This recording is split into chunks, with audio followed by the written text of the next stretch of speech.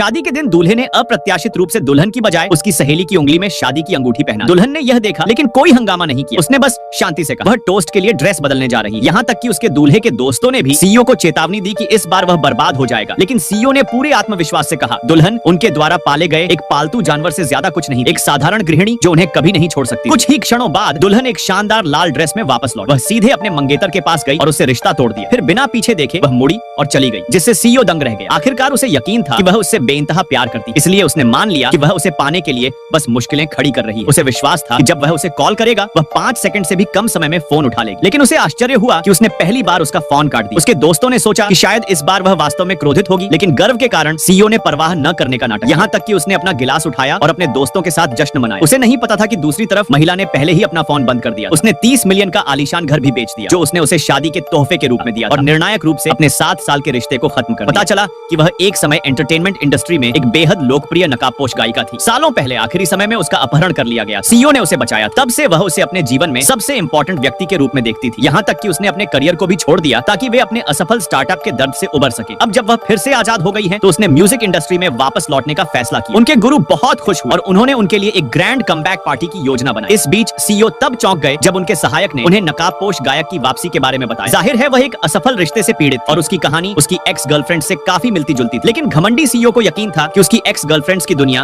अभी भी उसके इर्द गिर्द घूमती है। फिर सहायक ने बताया कि यदि वे उसे अपनी कंपनी में शामिल कर ले तो नकाबपोश गायिका वापसी पार्टी में अपनी पहचान उजागर कर देगी। इससे न केवल सीईओ दिवालिया होने की कगार से बच जाएगा बल्कि सैकड़ों अरबों का मुनाफा भी होगा। इसलिए अगले दिन सीईओ इन्विटेशन लेकर वापसी पार्टी में पहुंचे।